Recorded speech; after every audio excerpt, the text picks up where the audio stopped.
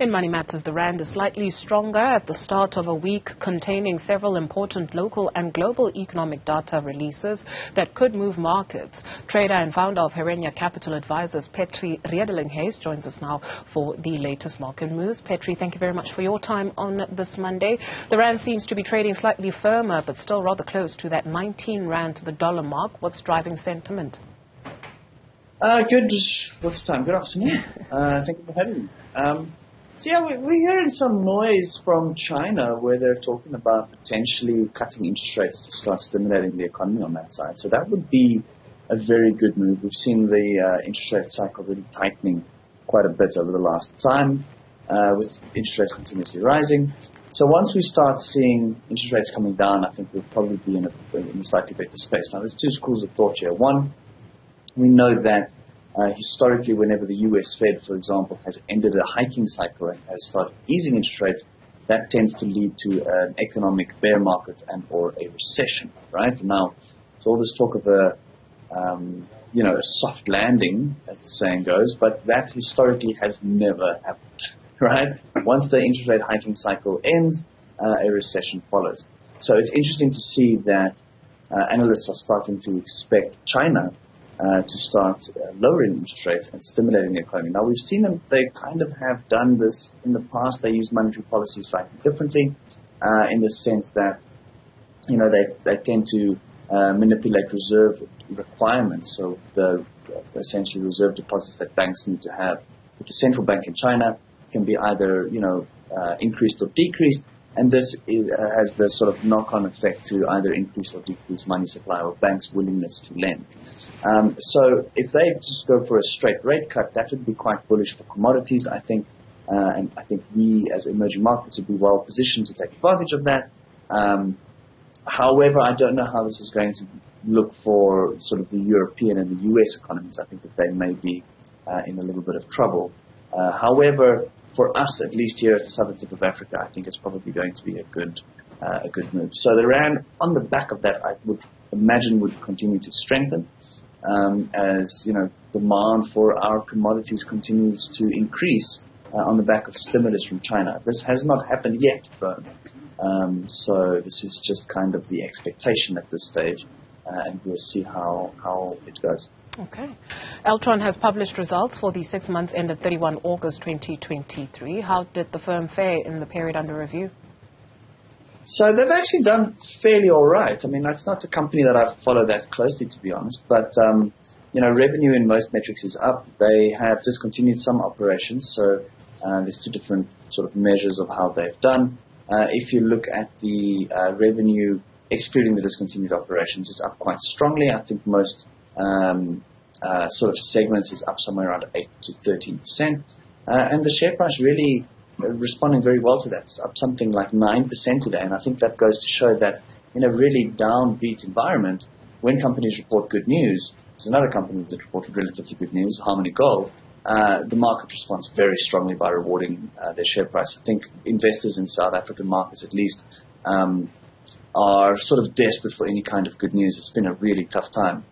So when companies are reporting good results, they are, investors chase after them very, very quickly. And also what's interesting is that their dividend is up. So revenue, for example, was up something like 4%, 11% if you include the discontinued operations. Headline earnings per share increased 19%. So that's fairly good. And they've also sort of increased their dividend payout ratio from 40% to 50% as the minimum payout. So that's quite encouraging, I think. And of course, we know long-term investors are buying shares essentially for the cash flows that they generate for the dividends that they pay. So the fact that the dividends are up is definitely encouraging for investors. Sure. Is that now Altron or Harmony? This is Altron, yes. Okay. Well, let's expand on Harmony Gold. You mentioned it. Their operational update for the 3 months ended 30 September is also out. What do their numbers look like? So very good. Again, another share. Let me just have a look at what the share price is up for the day. Last I checked, it was up just shy of 10%. It is currently, just over 10%, 10.25%. So the market really rewarding Harmony very well. We saw AngloGold come out with a disappointing production and sort of release or production numbers the other day. So Harmony doing really well. So reported production was up 17%. So they are essentially, some of the commentary that they've made around this is they remain on track for, the full year production as per the guidance that they've given. Hidden Valley Mine contributed 22% towards the operating free cash flow. All-in sustaining costs decreased by 7%, which is fantastic, right? So the all-in sustaining cost per ounce that they mine is down from $1,657 an ounce to $1,404 an ounce, which means profitability is massively impacted by that. Net debt was reduced from 2.7 billion. Essentially, they reduced that by about 117 million rand. So it's really been a good shot. Operating free cash flow also increased something like 278%. So a fantastic set of results, I think, while production report coming out of Harmony, and that share price also up a solid 10% in the day, currently trading at 93 rand. Help us understand, because some mining companies have mentioned that they're going to be laying off workers. How do we understand that with some of the good numbers that you've just presented? Well, I think it's important to keep it, in context. Not all companies are the same, number one. And two, some companies have a better ability to deal with some of the economic constraints that we have locally, right? So load shedding is a big problem. And if we look at someone like Premier Foods, for example, who also reported today, they said, look, load shedding hasn't had that much of an impact on their business because they're mostly prepared for it and they've spent a large amount of money essentially going off-grid, if you will. But still, it increased their operating cost by 17 million rand, was just what, and they're a bread manufacturer, right? I mean, amongst other things. But their electricity demand or requirement is considerably less than a mine. So to run a mine essentially on just renewable or just diesel is enormously expensive. And not all mines can afford to do that, right? So we find that the mining companies listed in South Africa that have more operations outside of South Africa are doing better than the companies that have their mining operations solely focused in South Africa, simply because of this, this essentially economic constraint that's being placed on them, being the cost of electricity or energy. So that is essentially, I think, the crux of why some companies have to lay off workers locally, because the mines are running non-profitably because of the cost of the energy required in order to run them. Did we mention, or did we expand on Premier Group? I heard you mention it because they've also released their interim results for the 6 months ended 30 September 2023. What stood out? Look, I don't really follow Premier that closely. It's been listed only for a very short period of time.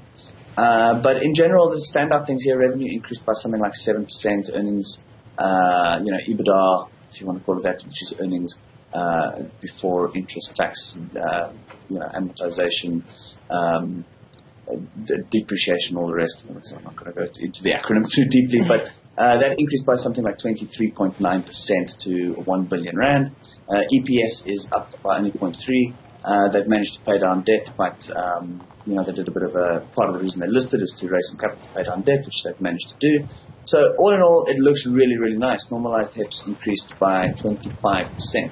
So some of the commentary that I read that they mentioned here is that they're actually relatively, they're doing relatively well. They're seeing an increase in uptake of their product. They're continuing to look for opportunities to buy, to make acquisitions that are in line with their business to continue to grow.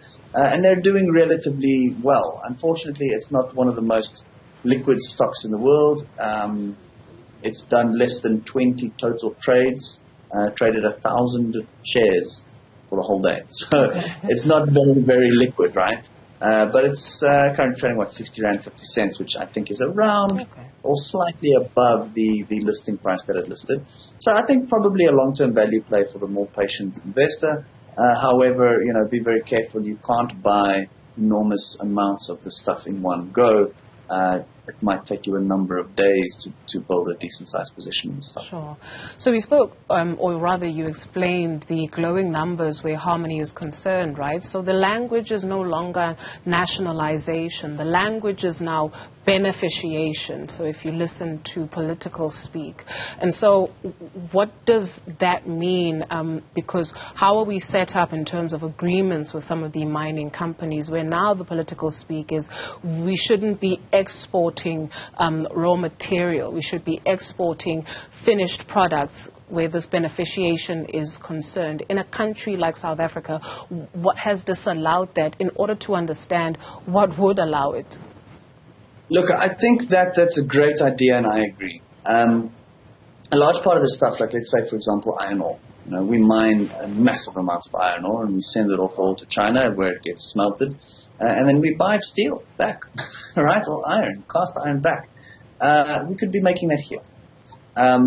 What is, I suppose, and maybe this is a good example, the continent's biggest smelter was in the Western Cape.